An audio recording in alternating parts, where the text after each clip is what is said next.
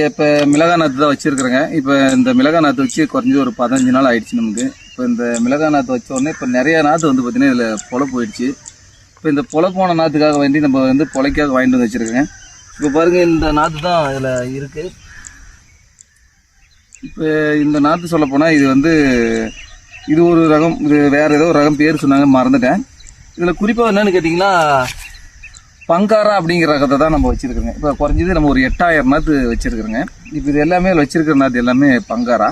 இப்போ குறிப்பாக இது பொல நாற்று அப்படின்னா என்னென்னு கேட்டிங்கன்னா, இப்போ ஒரு 8000 நாற்று வச்சுருக்கிறங்க கேட்டிங்கன்னா, இப்போ இந்த 8000 குழி இதை ஹோல்ஸ்லாம் போட்டு வச்சுருக்குங்க. அதில் ஒரு சில ஓட்டையில் இருக்கக்கூடிய நாற்றுங்க எல்லாமே செத்துரும். இந்த வெயிலுக்கு தாங்க முடியாத இல்லை இந்த ஹீட் இதனால செத்துரும். இது குறிப்பாக ஏன் அப்படி இந்த நாற்றுங்கள்லாம் சாகுது அப்படின்னு கேட்டிங்கன்னா, இந்த பெட்டுலாம் போட்டிருக்குங்க இல்லையா, இந்த பெட்டு போட்டுக்கிறங்க. பெட்டு போட்ட உடனே அந்த பெட்டுக்கு பக்கத்தில் ஒரு ஓட்டை போட்டுருக்குங்க. அந்த ஒரு ஓட்டையிலேயே கரெக்டாக நம்ம வந்து அந்த செடிகளை வைக்கிறோங்க. இப்போ என்னன்னு கேட்டிங்கன்னா,